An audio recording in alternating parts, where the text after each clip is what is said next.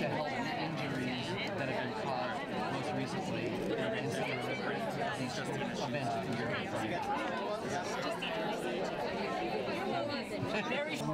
Look at you. You're worried about that? You're worried about that? This is what I'm curious about. Are you serious? Literally just got up about straightening them. It's a huge relief. There were obstacles right around this story that I thought maybe would never be overcome, and we overcame them because of women like Emily Nestor, who put her name on her story at a time when she had no idea what was going to happen or what the retaliation would be, and I'll spend the rest of my life grateful to her.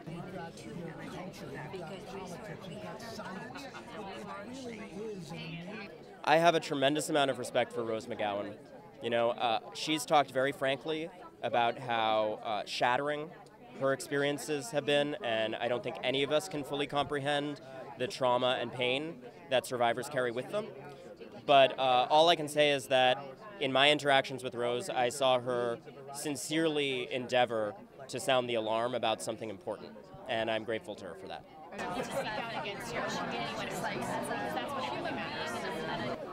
Well, I think that for me, just knowing that, you know, you go through something hard, I think everyone's a survivor of something, and, you know, it's never easy. Nobody can show you the pathway to healing, but I think what keeps me comforted is knowing that I'm not alone, knowing there's a lot of people that are supportive, knowing there's a lot of people that want change.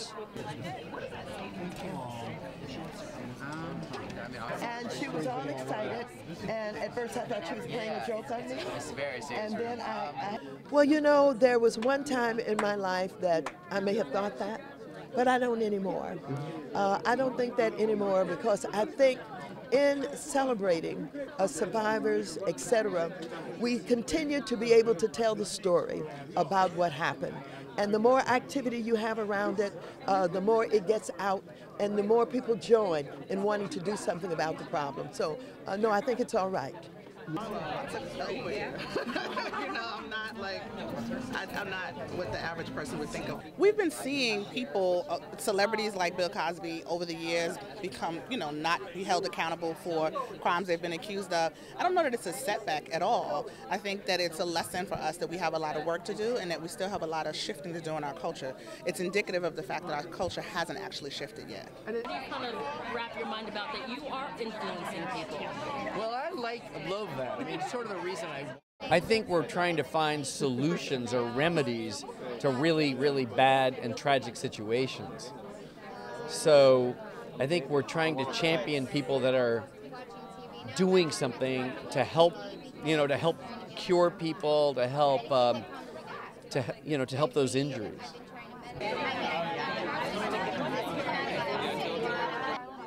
I don't know.